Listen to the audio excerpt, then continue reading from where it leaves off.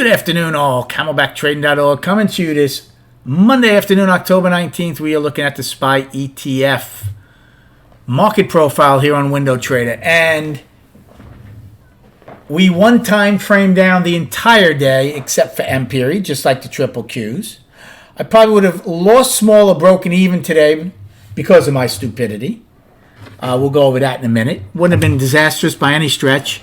I would have, again, I'm not, my account still isn't over yet. I'm hoping it's someday this week it pops up, but it does take a while for the IRA to transfer over. But this would be 7 days I'm trading on paper, which is a little frustrating.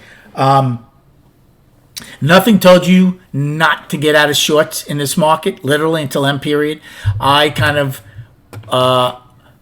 took things into my own hand, thinking when we were 6 wide and we weren't getting tempo and volume to take a long, and I'll go over those in a minute, which would have cost me, but I took a short in M, which would have got me out a lot, whatever, a bunch of what I was out, and I possibly would have taken shorts somewhere in K and J also, but since I didn't announce them to my trading room, I'm going to say I didn't do it, and so I would have lost small, right? Honesty is the best policy. So what happened today? Well, after Friday, where we stopped the one-time framing down, only to flush out in M period, where price just went down. We open at the top of M's range, take out M's high, take out the point of control, and look like we might have a chance to go test the afternoon rally high. But that wasn't to be. B period open, and I'm in 10 tick increments now, so that's pretty big increments I'm in because we had a large range. B period open had some poor structure single prints, and that's all she wrote. Didn't see the top of a time frame again until M took out L. Now, I had done okay in A period. I actually took a short in A period at that 10 wide point of control from Friday. I bought the 350 puts. In fact, I did it 2 times and would have made money on the short twice. Then when we came down, I took a long against half back with the 347 calls. I would have made money on that in A period. So A period was good.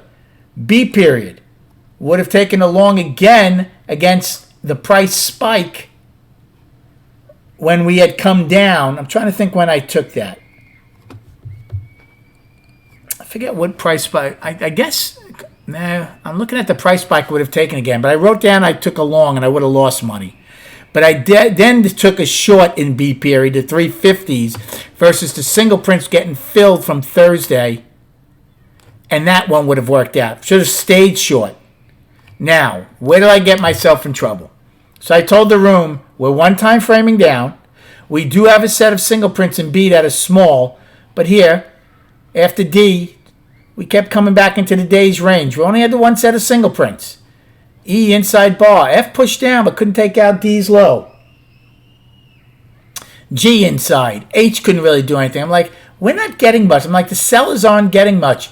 I'm like, so if they don't get much pretty soon, we're 6 wide. I'm looking for an afternoon rally high. That's all. So looking for an afternoon rally high. And then I goes and takes out D and F's low. I didn't jump on the short because I'm like, well, they didn't do much here. Maybe we're just going to push out, get the afternoon pullback from the 15th and go back up. So I actually took 2 lots of 20 calls, the 345s at the time.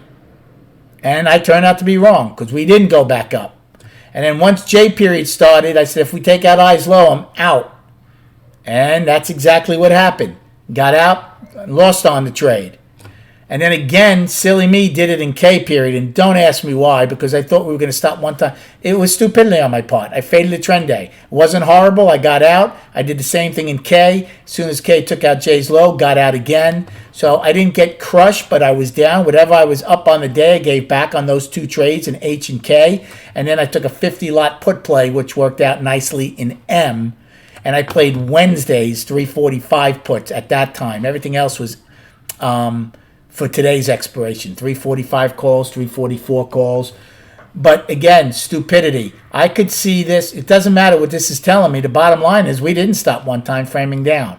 So I put in my head that I think we're going to stop the one time framing up, possibly in I, possibly in K. Didn't happen. So I should have been looking for nothing but shorts. Did I get killed? No. Probably would have lost small on the day. And I told the room when I was doing that why I did it at G's level. That I don't have a problem doing because we didn't get acceleration in any of these time frames. I thought maybe that was a good buy against G's low afternoon pullback and we'd go back. But once J started and took out eyes low, I knew that was wrong and I took it off. So I did know I was wrong. That K trade was just stupid. Just stupid. Thinking we were going to stop the one-time framing up down. At least I had a reason in I. Really didn't in K. All right. Destinations. So now we closed way above it, but M took out L's low. For me, that's a price probe. So until tomorrow, we don't know if it's accepted or not. So I'm using L's lows 341.26 as the price probe. Then we have 3 sets of single prints. They start at M's high, 342.72. First set gets filled at 344.22. That's J's low. That's 150 ticks. So that's fairly large.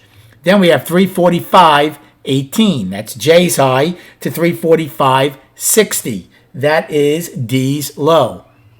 Then the third set, they start at 348.34, C's high, and get filled at A's low, 348.46, and today's high of 349.33. So we had, it didn't feel it. It really is bizarre. Yes, we had 3 sets of single prints. Yes, we got decent acceleration as the volume picked up as we went lower. But it kind of put you to, I said don't get lulled to sleep, and I did. We're down $8. We had an $8 range from the day's high, over $8. So really is amazing. It was kind of like a grind up rather than a grind down. For the downside, we have today's low of 341.04. Then we don't have anything to single print from October 7th. 340.23 get filled at 339.88. Afternoon pullback low, 338.51 from October 7th, 338.09 daily low, and then 334.38, which is another weekly low, and that's an important one. And that's really the next big destination on the weekly. As you see, we get to the charts, and I still have Schwab's chart up for this one, so that they won't be up for long. But let's go. So monthly, again, with 9 days to go in the trading month, we have an inside month. Is it going to hold? I hope it does. It makes for some really good trading come November.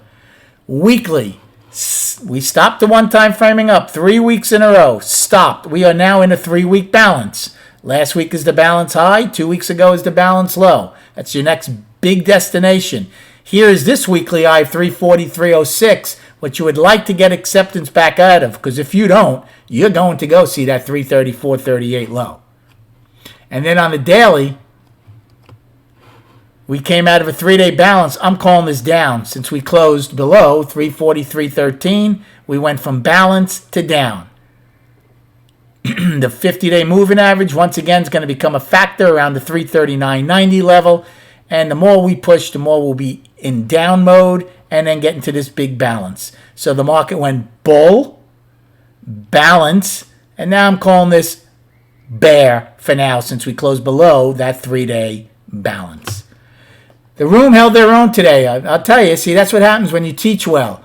Even though you teach well and don't execute well sometimes, the room still does the right thing. 200 strong. Come check us out at camelbacktrading.org. Have a great night, and we'll speak prior to the opening tomorrow.